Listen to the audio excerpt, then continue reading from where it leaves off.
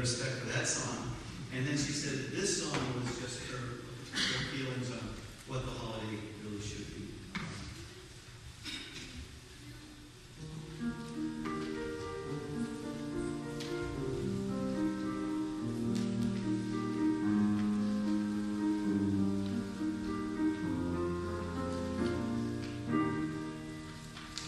Simplify the season, recapture joy. Remember that it's about one sweet baby boy. He lay in a manger one cold starry night, so that we could know his joy and his light. Little one, his only son, you grow to a man. You spread the word, people heard throughout the land. All that really matters is kindness and love, forgiveness and charity, strength from above. All that really matters, let troubles cease. Follow in his footsteps, and you will know peace. Simplify the season, embrace the day. Remember the reason he came our way. He suffered, died, was buried, and rose from the dead, so that we could see the light up ahead. Little one, his only son, you grow to a man. You spread the word, people heard throughout the land. All that really matters is kindness and love, forgiveness and charity, strength from above. All that really matters, let troubles cease. Follow in his footsteps, and you will know peace. Simplify the season, let him guide the way. Now is the time we all need to pray. We can be mindful of our neighbor's plight, remembering the manger makes everything right. Little one, his only son, you grow to a man. You spread the word, people heard throughout the land. All that really matters is kindness and love, forgiveness and charity, strength from above. All that really matters, let troubles cease. Follow in his footsteps, and you will know peace. Follow in his footsteps, and you will know peace.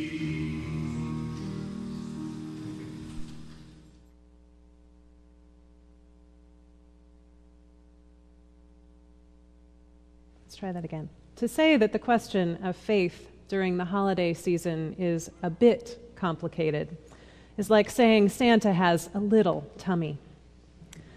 For many Unitarian Universalists, the question of faith at any time of year is best answered with a pointed cough and a skillful change of subject, which is, of course, why I raise it now, when the to-do list is a mile long and we'd much rather bury ourselves in holiday baking or vacation planning than have to sit still for a moment. Psychologist of religion James Fowler has famously called faith a verb. It's not a fixed single thing that we do or that we have, but a way of acting in the world that affirms our deepest values. He argues that we can actually know a lot about someone's faith by simply observing their actions. We say a lot about what we truly believe by how we spend our time and what we do with our bodies. This year, as I sit with the joyful busyness and the spiritual weightiness of this season, I've been thinking a lot about the very particular and very peculiar notion of incarnation. Whether we nestle close with stories of the Nativity or revel in celebrations of the Earth's cycles, we're beckoned in this season to remember that our spiritual lives take shape in very physical ways. The stories of the season aren't just flights of fancy. They tell us something about who and what we want to be, where and in what we put our faith.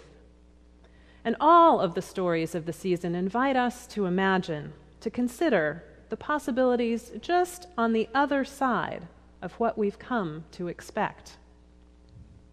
God is born as a human in a stinky manger in the midst of a genocide. A warring tribe besieged by their enemies and about to lose hope finds that oil enough for just a few hours keeps burning in the temple lamp for 8 days. Indigenous heroes the world over are hailed for their stunning victories over evil. We even guard Santa Claus for the sake of our children's imaginations. So much of our running around during the holidays has to do with protecting a sense of magic and wonder in these very humble lives we lead. We want to see the delight on our loved ones' faces as they open the gifts we've carefully made or chosen. We want our homes to sparkle with touches that say that we are alive. Memories of years past, greeting cards from friends and family, eggnog and mistletoe. You get the idea. But sometimes we pay a great price for all of the work it takes to make that magic. The price, ironically enough, can be the loss of connection for the place where that magic, that light of spirit resides right in us. Right in these bodies that struggle to keep our hands away from the sweets that spring up all over the place this season, and feel weary when the 4 p.m. darkness descends each day. In these bodies, we also inhabit our most urgent invitation to faithful living. Our Unitarian forebears who kept this church distinguished themselves from their Calvinist Puritan roots with a notion that sounds almost as radical now as it did in the early 19th century. They dared to suggest that Jesus' presence as the Son of God on earth indicated not a singular moment of incarnation, but offered us an example of how each and every person, children of that same God, might live according to the light within us. Jesus was the ultimate example for those 19th century Unitarians, and he was worshipped heartily for that. But they were convinced that each of us, too, had the potential to cultivate that of God in us. We could develop the goodness in these imperfect lives by our choices and have the opportunity to create the world to come by becoming the agents of God's movement in the world. I know, it sounds like a tall order. And if I were sitting in the congregation right now listening to a preacher say what I am, I'd be thinking, you've got to be kidding. I'm having enough trouble getting cards out this year. You want me to be an agent of God's movement in the world? I'm not even sure I have the conviction to believe in God all of the time. How in the world can I know what it looks like to help this phantom move among us? Sounds really exalted, but I'm feeling more assaulted than exalted these days. So I'll take a pass and stare out the window at the beautiful snow. But here's the good news I have this morning. It's easier than we usually think. When we think of those who live their faith in the world, we're surrounded by really great examples, like the Dalai Lama or Mother Teresa. Beautiful, but out of reach. A small story this week inspired me, the journey of body and heart in the name of faith of a man named Ronald Milton, an 81-year-old Army veteran, an environmental activist who's fasting to protest the destructive mining practices that are decimating the mountain peaks and streams of Appalachia. In an open letter about his fast, Milton describes the trauma and depression that he experienced after observing the loss of so many species due to environmental degradation, and how it inspired his activism. I've exchanged my academic interest in the world of nature for a commitment to see that some of it is left for succeeding generations to study and enjoy, he writes. My sorrow over the changes that self-aggrandizing humanity has wrought have resulted in my decision to fast, and in doing so, I'm doing it in a public place before those with the power to bring about needed reform. This is a prolonged act of mourning, he says, not only for the mountains, but for all of God's creation, plants, animals, nature, that has been callously exploited and abused to satisfy the selfish wants of a single species. Whatever we might think of the wisdom of his fast, Mr. Milton has found that place where his faith has inspired his movement in the world. His light is the passion for the land of his home, and that is where the ultimate good, the spark of God, resides in him, and he is right there with it. What grand examples like his offer us is an invitation to consider the small ways we can be reminded to connect the movement of our bodies with the passion of our hearts. We may not be ready to fast for a cause or move fully into a life of poverty and witness, but we are always ready to heed the call of the spark of life and light in us. Because our incarnation starts with our bodies, this is an invitation to befriend them, to inhabit them fully as the gifts that they are. Aches and pains, extra pounds, odd quirks and all, they're what makes it possible for us to move in the world. They're the vessel with which we offer ourselves to one another, and the light of God moves among us. In the words of Mary Oliver's poem, Wild Geese, you do not have to be good. You do not have to walk on your knees for 100 miles through the desert, repenting. You only have to let the soft animal of your body love what it loves. Tell me about despair, yours, and I will tell you mine. Meanwhile, the world goes on. Meanwhile, the sun and the clear pebbles of the rain are moving across the landscapes, over the prairies and the deep trees, the mountains and the rivers.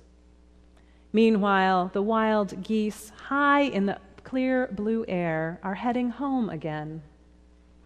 Whoever you are, no matter how lonely, the world offers itself to your imagination, calls to you like the wild geese, harsh and exciting, over and over announcing your place in the order of things.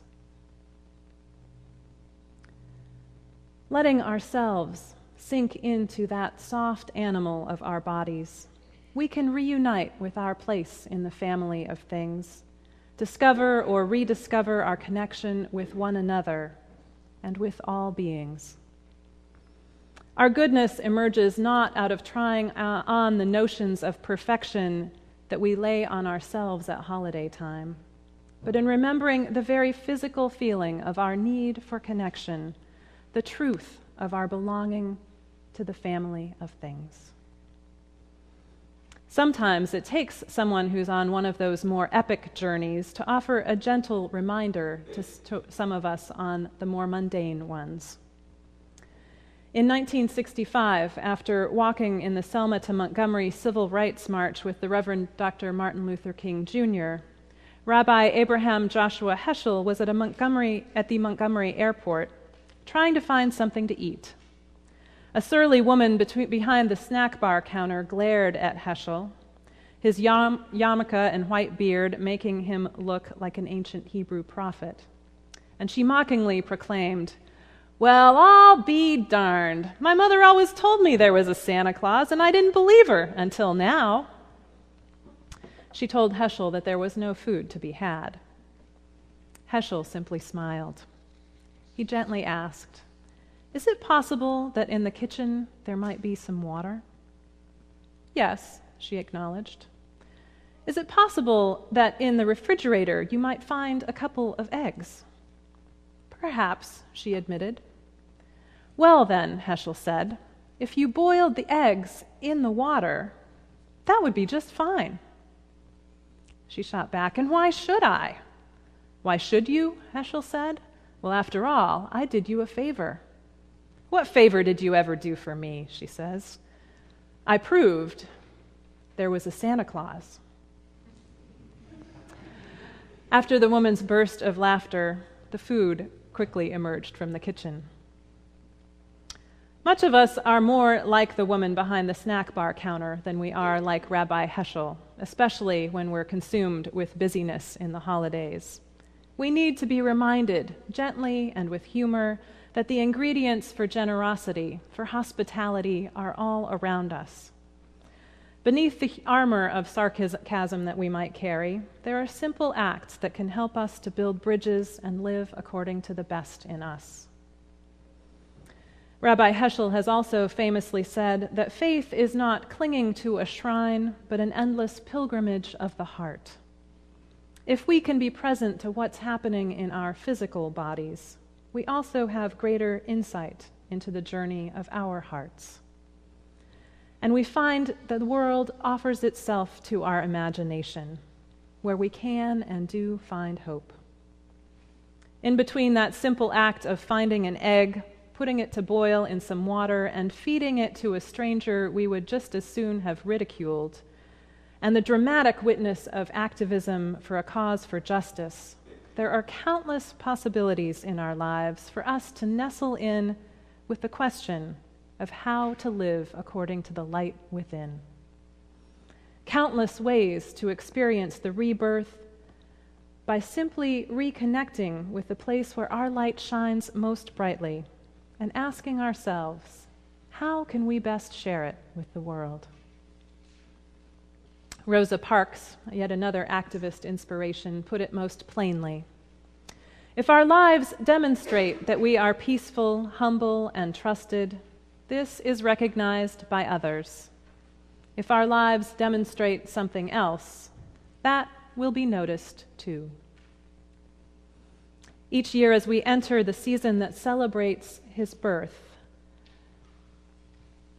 the birth of this human who represented the light of God among us, we have an opportunity to examine our own faith.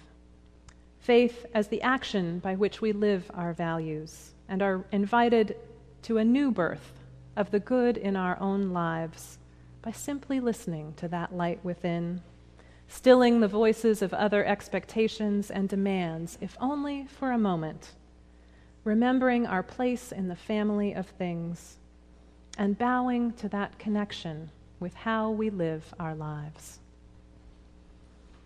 As we go about our rounds of holiday preparations, let us stay in touch with that place in us where the flame of passion burns most brightly.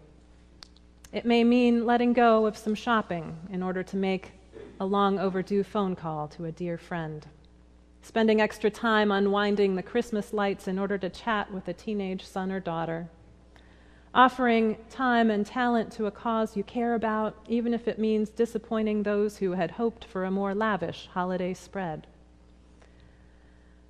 That baby who was born in the manger made a life of peace and humility.